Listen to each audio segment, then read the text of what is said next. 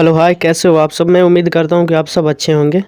तो हम इस वीडियो के माध्यम से डिस्कस करेंगे कि आपको कितने घंटे पढ़ना चाहिए। ठीक है, आपकी रूटीन क्या होनी चाहिए, पढ़ने की स्ट्रेटेजी क्या होनी चाहिए, सारी चीज़ों के बारे में आज हम डिस्कस करेंगे। चाहे आप क्लास 10th में पढ़ रहे हो या 12th में पढ़ रहे हो, सारे बच्चों के लिए ये क्लास इंपॉर्टेंट है। ये पार्ट 1 है। ठीक है, देखो how to manage time. Time को आपको मैनेज कैसे करना है इसके बारे में डिस्कस करेंगे। आप अगर यूपी बोर्ड का 10th में पढ़ते हैं या 12th में पढ़ते हैं तो आपके लिए वीडियो बहुत ज़्यादा इंपॉर्टेंट होने वाली है। सिलेबस की बात करते हैं तो सिलेबस देखो, मैथ होता है, फिजिक्स होता है, आर्ट होता है, सोशल साइंस होता है, हिंदी होता है, इंग्लिश होता है। यही होती है 5 सब्जेक्ट। क्लास 10th की बात करते हैं तो 6 सब्जेक्ट होते हैं। अगर आप 12th में जाते हैं तो आपको 5 फेस करना पड़ता है, 5 सब्जेक्ट से। तो आपको शुरू से ही कितने घंटे पढ़ने चाहिए, तो मैक्सिमम की बात करेंगे हम, मिनिमम की बात करेंगे। ठीक है, मिनिमम आपको, मैक्सिमम आप बहुत ज़्यादा पढ़ सकते हैं बट मिनिमम आपको डेली कितना पढ़ना है। तो मैथ को 2 घंटा 30 मिनट से लेकर आपको 3 घंटे के करीब इतना मेहनत तो करना ही पड़ेगा। अगर आप मेहनत करना नहीं चाहते हैं तो आप सफलता की ओर नहीं जा पाएंगे। ठीक है, तो आप मेहनत कीजिए। अगर बात करते हैं फिजिक्स की, तो फिजिक्स को आपको कितने घंटे पढ़नी है, तो फिजिक्स को भी लगभग 2 से 3 आवर्स पढ़ना है, आपको डेली पढ़ना है। चूँकि फिजिक्स में 3 पार्ट होते हैं। पहला फिजिक्स होता, चूँकि साइंस में 3 पार्ट होते हैं, फिजिक्स होता है, उसके बाद बायोलॉजी होता है, केमिस्ट्री होता है। ये 3 चीज़ें होती है, तीनों चीज़ों पर आपको मेहनत करना होता है। ठीक है, बात कर लेते हैं आर्ट की। तो देखो, आर्ट के लिए आप टाइम दे सकते हो, लेकिन मैं कहूँगा कि अगर आप पढ़ते पढ़ते बोरिंग हो रही है आपको, या पढ़ते पढ़ते मन औजा जा रहा है, तो आपको क्या करना है कि आर्ट लगाना है। ठीक है, आर्ट लगाना है, उसी में आर्ट का प्रयोग करना है। यानी आप बैठे बैठे किसी चित्र का फिगर बनाइए, किसी भी चीज़ का फिगर बनाइए, लेकिन बनाइए। ठीक है, जिससे आपका पढ़ाई में भी इंटरेस्ट बना रहेगा।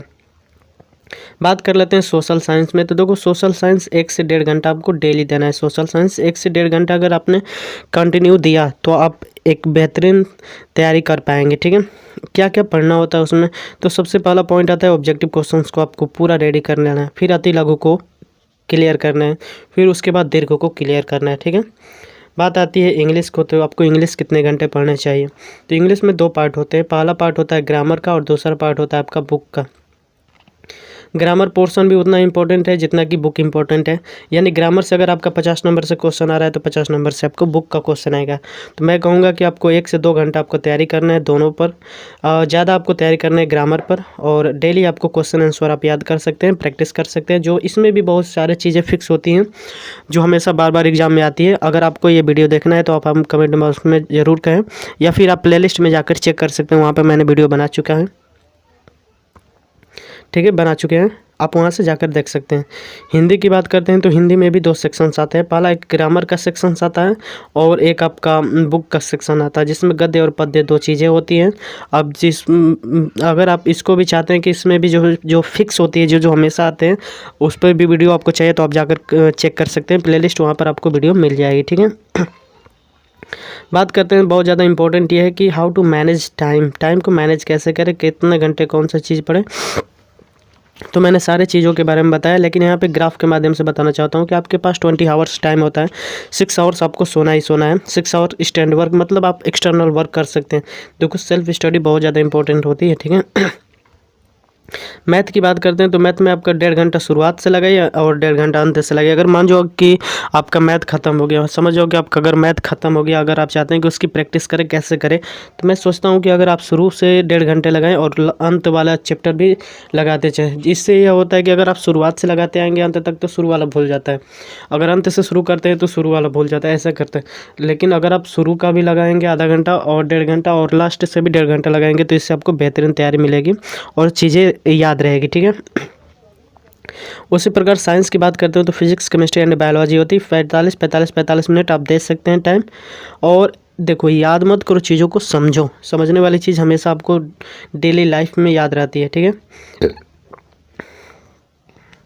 बात करते हैं इंग्लिश में।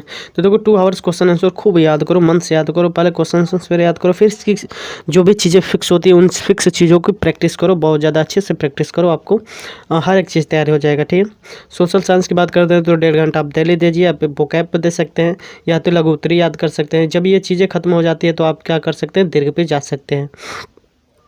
आगे हम बात कर लेते हैं इंग्लिश की। तो देखो इंग्लिश में भी चीज़ें जो होती है फिक्स होती है। कौन कौन चीज़ें फिक्स होती है? तो नरेशन हो गया, पैसिव वॉइस हो गया, ट्रांसलेशन हो गया, और आपका एप्लीकेशंस हो गया और निबंध हो गया। ये सारी चीज़ें क्या होती है? फिक्स होती है। Antonym, synonyms, spelling error and जो भी पंक्चुएशन होते हैं वो सारे क्या होते हैं? फिक्स होते हैं। लेकिन बुक्स में भी बात कर लेते हैं। बुक्स की आपको बुक्स में भी क्या क्या पढ़ना होता है वो भी चीज़ें फिक्स होती है। तो जैसे आपका आइडियाज़ हो गया, सेंट्रल आइडियाज़, पोएम हो गया आपका कॉलम मैचिंग हो गया, फिक्स अप फिलअप हो गया, क्वेश्चन आंसर, शॉर्ट आंसर या लॉन्ग आंसर। आपको भी ये भी आपको ध्यान रखना होता है कि ये सारे चीज़ें फिक्स होती है। कैसे फिक्स होती है? तो अगर आप जाकर मॉक टेस्ट देते हैं तो उसमें समझ में आती है कि ये क्वेश्चन बार बार रिपीट करते हैं, ठीक है। वहाँ से भी आपको यूजफुल कुछ हो सकता है। बात कर लेते हैं सोशल साइंस, तो आपको ये रटना ही पड़ेगा, इससे कोई दो राय नहीं है। और लास्ट बात कर लेते हैं हम हिंदी की। तो हिंदी में आपको क्या पढ़ना है? तो देखो हिंदी में आपका जीवन परिचय, गद्य और पद्य का याद ही करना है। निबंध फिक्स होता है, आपका प्रार्थना पत्र फिक्स होता है, मुक्ति दूत पर जो कहानी आते हैं वो भी फिक्स होता है। और ये डिपेंड करता है आपके जिला वाइज कि आपकी जिला कौन सा जिला में आप बिलोंग करते हैं, उसके बाद ये मुक्ति दूत आपको याद करना होता है। छंद, दोहा, अलंकार आप अगर घर पे याद किए तो वहाँ पे जाकर वही लिखना होता है। ऐसे हर चैप्टर की कहानी पढ़ लो ताकि आपको पता चले कि कौन से सारांश से लिया गया है, कौन सा चैप्टर से लिया गया है। इससे भी आपको यूजफुल होता है। और 10th मार्क्स का आता है। परिवाची आप पढ़ सकते हैं, संधि विच्छेद पढ़ सकते हैं, तद्भव और सम पढ़ सकते हैं, अनुवाद भी पढ़ सकते हैं, ठीक है। और लास्ट मैं यही कहूँगा कि आप मन से पढ़ें और अच्छे से पढ़ें ताकि आपको जिसने भी आपसे कहा है कि इससे नहीं हो पाएगा उसको आप जवाब दें अच्छे marks locker. Thank you so much for watching this video.